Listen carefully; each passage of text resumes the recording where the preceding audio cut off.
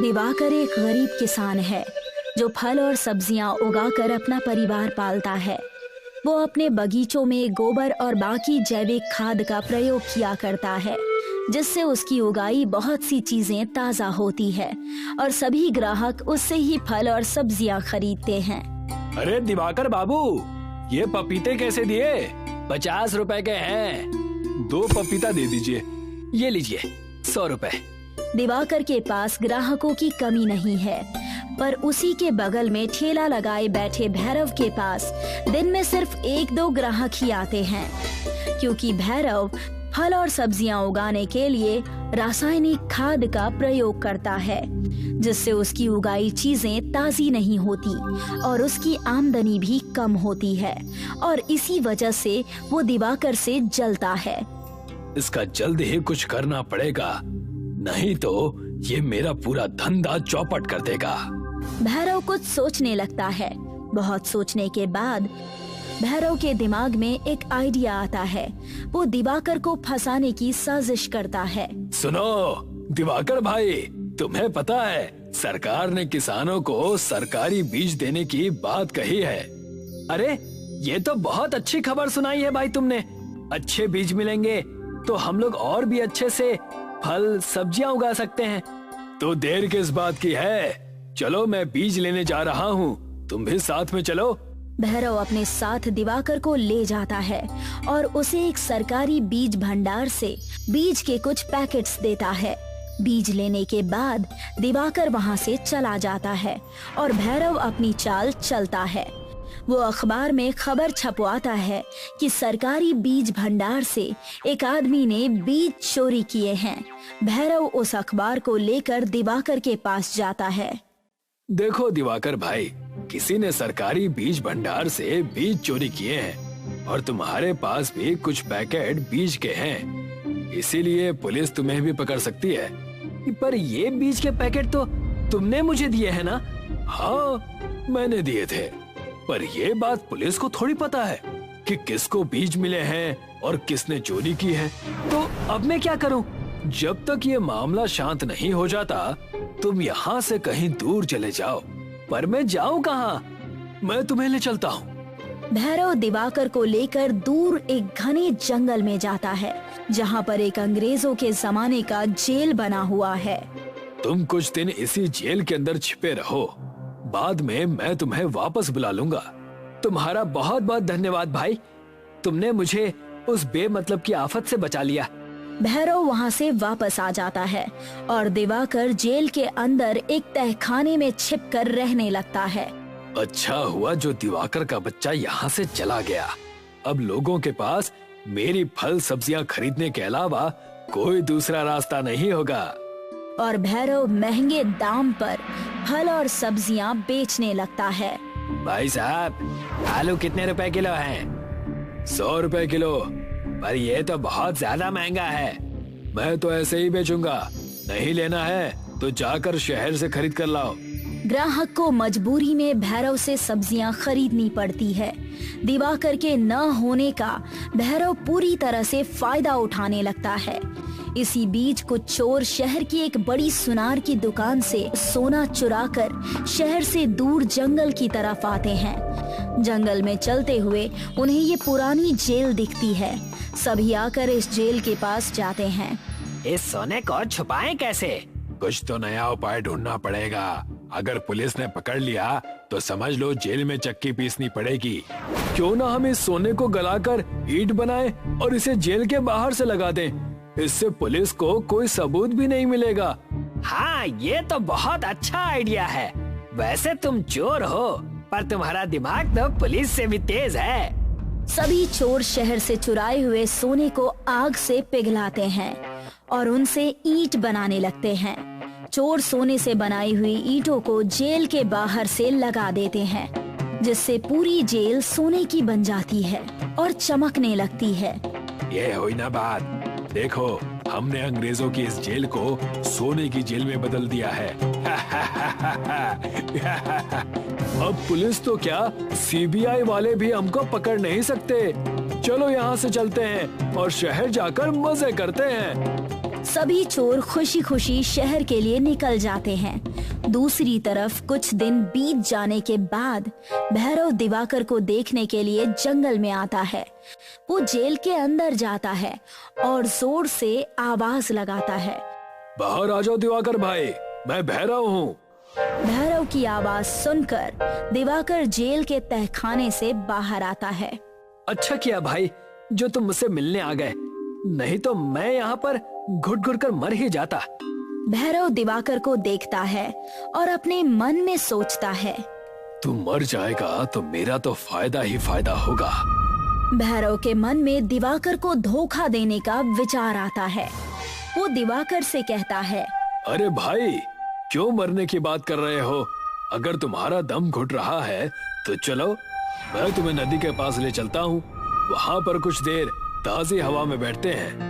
वैसे भी तुमसे कुछ बात करनी है। दिवाकर और भैरव जैसे ही जाने के लिए मुड़ते हैं तभी वहाँ से एक सोने की ईंट नीचे गिर जाती है, जिसकी आवाज सुनकर ये दोनों रुक जाते हैं।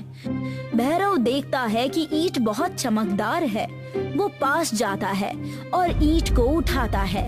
ये तो सोने की ईंट है। भैरव जेल की तरफ नजर घुमाता है तो देखता है कि पूरी जेल सोने की ईंटों से बनी है। ये देखकर भैरव बहुत खुश हो जाता है।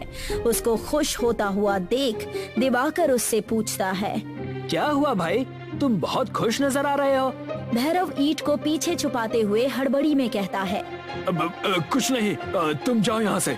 पर तुमने ही तो कहा कि हम दोनों नदी किनारे ताजी हवा में जाएंगे और तुम मुझसे कुछ बात भी करना चाहते थे। मैं ये कह रहा था कि पुलिस ने उस चोर को पकड़ लिया है जिसने बीज भंडार से सरकारी बीज चुराया था। अब तुम्हें कोई खतरा नहीं है। जाओ, अब तुम अपने घर जा सकते हो। ये तो तुमने दिल खुश करने वाली खबर सुना दी। चलो घर चलते हैं। नहीं, मुझे कुछ काम है। तुम चलो, मैं बाद में आता हूँ। ठीक है, तुम अपना काम खत्म करके आओ, मैं जा रहा हूँ। दिवाकर खुशी खुशी अपने घर के लिए निकल पड़ता है। दूसरी तरफ सोने की ईंटों से बनी जेल को देखकर भैरव खुशी से पागल हो जाता है। मेरी तो लॉटरी लग गई। कहाँ 50 रुपए की सब्जियां बेचनी पड़ती थी और अब करोड़ों का सोना मेरे हाथ लग गया है। भैरव जेल की दीवारों पर लगी सोने की ईंटों को निकालने लगता है और पास में पड़े एक थैले में सोने की ईंट भरने लगता है। तभी शहर से सारे चोर वापस आ जाते हैं। अच्छा बेटा, तो हमने ये सोना क्या तुम्हारे लिए चुराया है? कौन हो तुम? हमारा सामान चुराते हो और हमसे ही पूछते हो कि कौन हो तुम? ये सोना मेरा है। इसे पहले मैंने देखा है, पर इसे यहाँ तो हम लेकर आए हैं ना। भैरव चोरों की बात को अनसुनी करके सोने की ईंटों को थैले में भरने लगता है। लगता है ये ऐसे नहीं मानेगा। चलो इसके हाथ पैर तोड़ते हैं। तीनों चोर मिलकर भैरव को मारने लगते हैं। ये सभी लड़ाई कर ही रहे होते हैं कि तभी कुछ पुलिस वाले जो कि इस जंगल के पास से गुजर रहे थे, वो इन्हें देख लेते हैं। वो देखो, वहाँ पर कुछ लोग लड़ाई कर रहे हैं। चलो जल्दी चलो। इंस्पेक्टर सोने की जेल के पास आ जाते हैं। बाप रे, इतना सारा सोना! ये सोना हमारा है, हमने इसे शहर से चुराया है। अच्छा, तो शहर में जो सोने की चोरी हुई है वो तुम लोगों ने की है। हवलदार, इन सबको गिरफ्तार कर लो। इंस्पेक्टर साहब, मैं चोर नहीं हूँ। अगर चोर नहीं हो तो ये सोना थैले में भरकर कहाँ ले जा रहे थे? इंस्पेक्टर सभी चोरों को और भैरव को जेल में बंद कर देता है और सारा सोना ले जाकर शहर में उस सुनार को वापस कर देता है जिसकी दुकान से ये सोना चोरी हुआ था। दूसरी तरफ दिवाकर मेहनत करके अपने खेतों में फल सब्जियां उगाता है और अपनी जिंदगी खुशी खुशी बिताने लगता है। नंदन एक किसान था। उसकी खुद की कोई जमीन नहीं थी, इसीलिए वो लाला के खेतों में काम किया करता था। वो सारा दिन खेतों में काम करता था और जब फसल की कटाई होती थी तब लाला जी वहाँ पहुँच जाते। अरे वाह वाह वाह, गोलू भोलू उठा लो सारी सब्जियाँ, उठा लो। अरे लाला जी, मेरा हिस्सा? अब वो तो मैं भूल ही गया। लाला ने अपने आदमियों को इशारा किया और आदमियों ने कुछ सब्जियाँ और धान अलग कर दिए। लाला जी ये तो बहुत कम है। अच्छा, अब तेरे मुंह में जुबान भी आ गई है। तू मुझे बताएगा क्या कम है और क्या ज्यादा है? लाला जी ये मेरे हक का हिस्सा है। मैं दिन भर आपके खेतों में काम करता हूँ, तो मुझे अपना हिस्सा मिलना ही चाहिए ना। हाँ? बहुत लंबी जुबान हो गई है तेरी। तुझे मेरे खेतों में काम करना है तो कर, तुझे इतना ही हिस्सा मिलेगा, समझा? लाला के आदमियों ने बाकी सारा अनाज और सब्जियां उठा ली और वहाँ से निकल गए। नंदन परेशान हो गया। अब इतने कम सब्जियों को बेचकर मैं कितने पैसे कमा पाऊंगा? हे भगवान, मेरी कुछ तो मदद कर। वो सब्जियां और अनाज लेकर नंदन मंडी पहुंचा। वहाँ उसने व्यापारी को सब्जियां बेची। इन सब्जियों के 500 रुपए हुए और इस धान के 1000। ये लो भाई। पूरे महीने काम करके नंदन को बस 1500 रुपए मिले थे। वो निराश हो गया और अपने घर की ओर चल पड़ा। रास्ते में उसे एक बूढ़ी औरत मिली। बेटा, मेरी थोड़ी मदद कर दो, 2 दिनों से कुछ नहीं खाया है। अगर तुम्हारे पास कुछ खाने को हो तो मुझे दे दो। अम्मा, मेरे पास तो कुछ नहीं है खाने को। तो मुझे थोड़े पैसे ही दे दो बेटा, मैं कुछ खा लूंगी। नंदन ने अपनी जेब टटोली, उसमें बस 1500 रुपए थे। नंदन ने 100 रुपए का नोट उस बूढ़ी औरत को दे दिया। तुम्हें खुद पैसों की कमी है और तुम मुझे पैसे दे रहे हो बेटा। भगवान तुम्हारा हमेशा भला करे, खुश रहो। नंदन वहाँ से निकलने ही वाला था कि उस बूढ़ी औरत ने उसे रोका। रुको बेटा, तुमने मेरी मदद की है, मैं भी तुम्हें कुछ देना चाहती हूँ।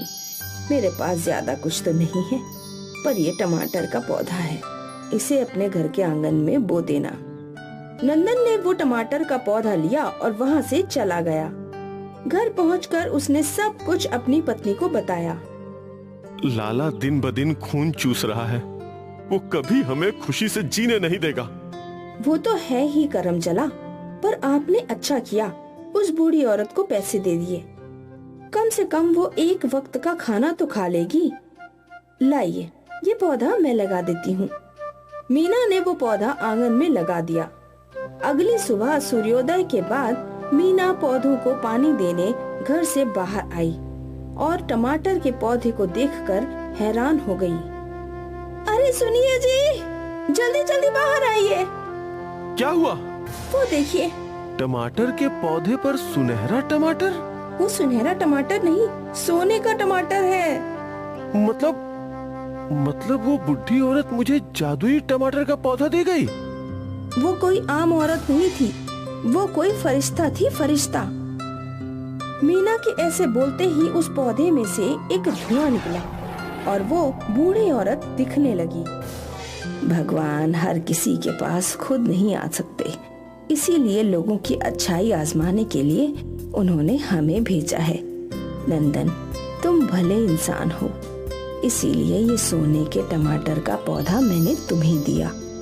इस पौधे में रोज एक सोने का टमाटर उगेगा, लेकिन सावधान रहना, जिस किसी ने भी इस पौधे को उखाड़ने की कोशिश की वो मारा जाएगा। तुम्हारा कल्याण हो। वो धुआं आसमान की ओर उड़ गया और नंदन और मीना के तो भाग्य ही खुल गए। उस सोने के टमाटर को बेचकर नंदन ने अपना खुद का खेत खरीद लिया और नंदन का छोटा सा घर अब 2 मंजिला इमारत बन गई। नंदन और उसकी पत्नी मीना अब बहुत सुखी थे। सोने के टमाटरों की बात पूरे गांव में आग की तरह फैल गई और लाला को भी ये बात पता चली। सोने के टमाटर? उन सोने के टमाटर के पौधों की वजह से नंदन रातों रात अमीर बन जाएगा। वो पौधा मुझे चाहिए, किसी भी हाल में मुझे चाहिए। चलो, सबके सब चलो। लाला तमतमाता हुआ नंदन के घर पहुंचा। नंदन, ओए नंदन, निकल बाहर। कौन है? कौन है जो भूखे कुत्ते की तरह शोर मचा रहा है? तेरी इतनी हिम्मत, तू मुझे भूखा कुत्ता बोलेगा? गलती हो गई लाला जी। आपको तो सुअर बोलना चाहिए था ना।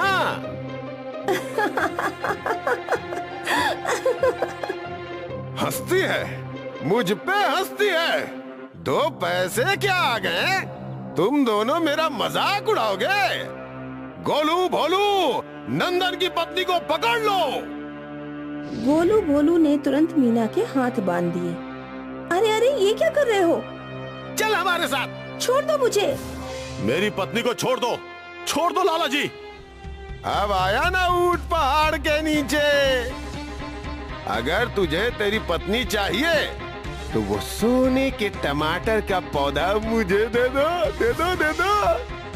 लेकिन सावधान रहना, जिस किसी ने भी इस पौधे को उखाड़ने की कोशिश की वो मारा जाएगा।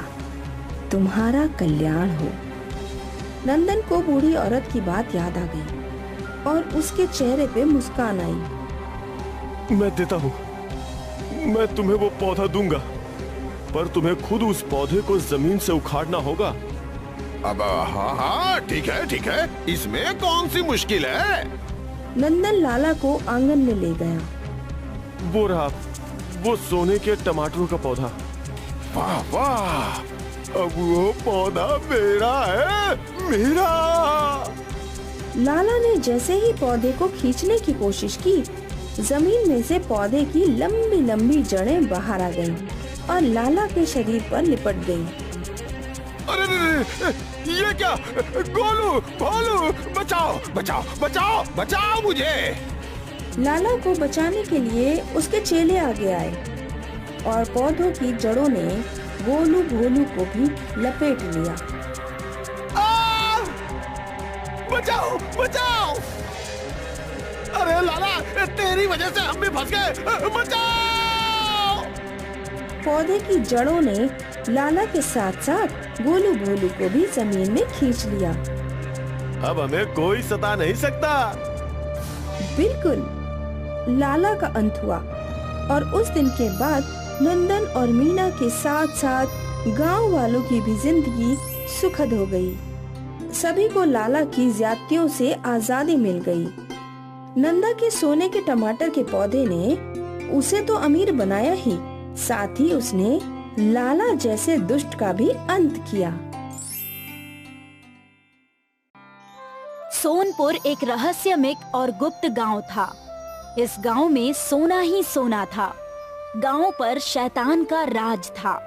शैतान तलवार की नोक पर गांव वालों से काम करवाता था।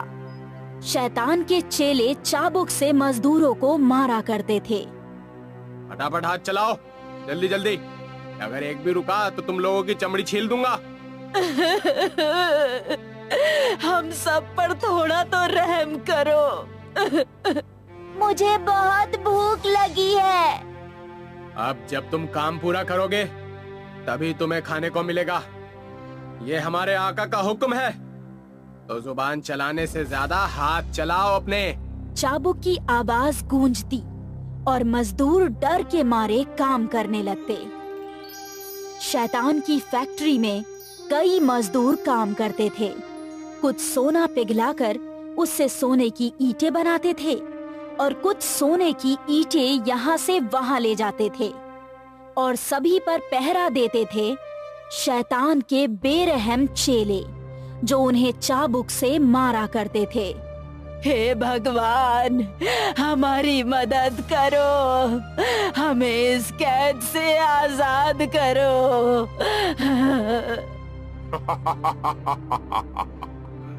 यहाँ कोई नहीं आएगा, कोई भी नहीं। यहाँ सिर्फ मेरा राज है, मेरा। तुम्हारी पुकार कोई सुनने वाला नहीं है बुढ़िया। हे महाबली हनुमान, इस शैतान को इसके किए की सजा दे। कृपा करो हनुमान। बूढ़ी औरत की पुकार हनुमान जी के कानों तक पहुंची। मेरे भक्त संकट में, मुझे उनकी रक्षा करनी ही होगी।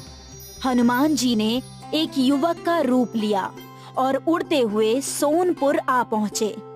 वो मजदूरों के बीच शामिल हो गए। शैतान का एक चेला बूढ़ी औरत पर चाबुक चलाने ही वाला था कि हनुमान जी ने उसका चाबुक रोक लिया। अरे अरे रुक जाओ रुक जाओ, बूढ़ी अम्मा को क्यों मार रहे हो?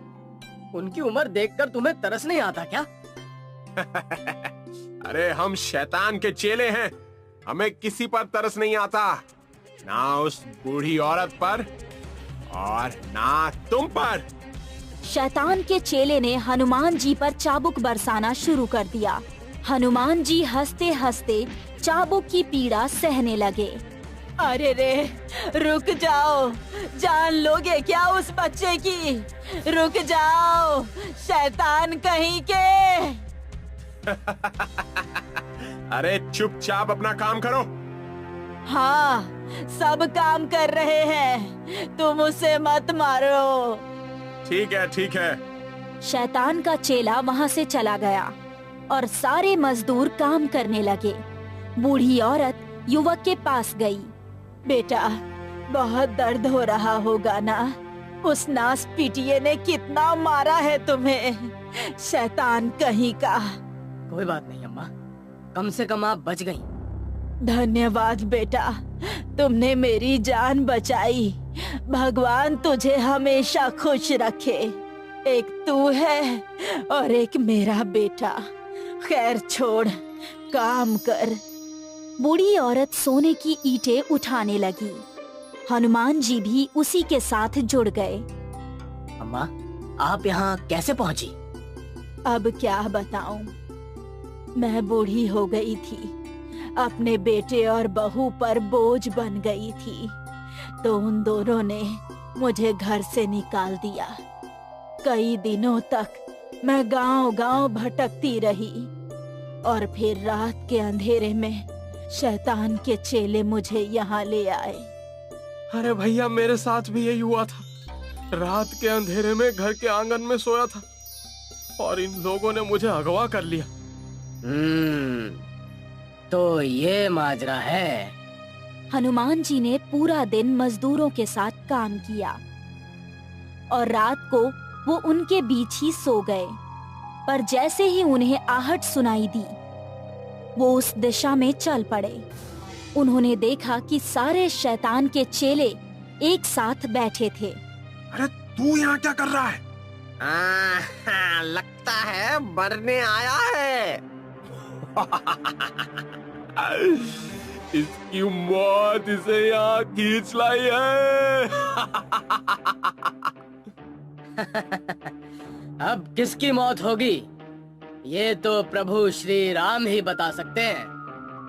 अरे इस राम भक्त की हड्डियां तोड़ दो। शैतान के दो चेले युवक की ओर बढ़ते हैं। युवक हवा में उड़ते हुए शैतान के चेलों पर हमला करता है। हैं? ये कैसा जादू है? जादू नहीं, प्रभु श्री राम की भक्ति है। क्या मतलब? युवक हनुमान जी में बदल जाते हैं और हनुमान जी अपने बड़े से गदे से शैतान के चेलों को पीटने लगते हैं।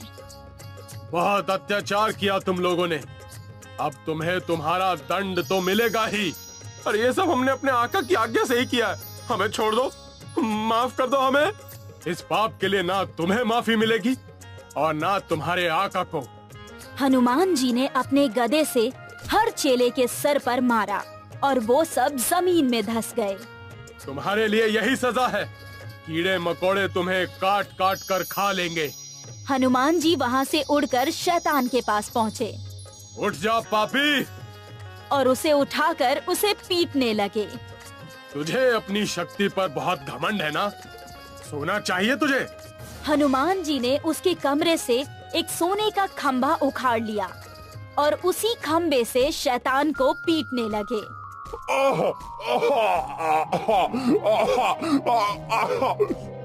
नहीं, मुझे छोड़ दो, मुझे कुछ नहीं चाहिए। तूने इतने सारे मासूमों की जिंदगी खराब की है, तुझे कैसे छोड़ सकता हूँ? हनुमान जी ने शैतान के सिर पर मारकर उसे भी जमीन में धंसा दिया। शैतान माफी मांग रहा था, पर उन्होंने उसे माफ नहीं किया। फिर हनुमान जी मजदूरों के पास लौटे। सारे मजदूर सो रहे थे। हनुमान जी ने सभी को उठाया और बादलों में उड़ने लगे। हनुमान जी ने हर गरीब मजदूर को उसके घर छोड़ा, सिवाय उस बूढ़ी अम्मा के। उस बूढ़ी अम्मा को हनुमान जी ने एक आश्रम के आंगन में छोड़ा और वहाँ से चले गए। सुबह जब बूढ़ी अम्मा की नींद खुली तो वो हैरान थी। मैं यहाँ कैसे पहुँची? महाबली हनुमान जी की कृपा से इस आश्रम में सभी उन्हीं की मर्जी से होता है। जय हनुमान। हनुमान जी ने अपने भक्त की भी रक्षा की और सारे पीड़ितों को भी उनके घर पहुंचा दिया। शैतान और उसके चेले अभी भी जमीन में धंसे हुए हैं। लगता नहीं कि वो कभी जमीन से बाहर निकल पाएंगे। हनुमान जी ने सब कुछ ठीक कर दिया और सभी की खुशी देखकर हनुमान जी खुद भी मुस्कुराए। जय श्री राम।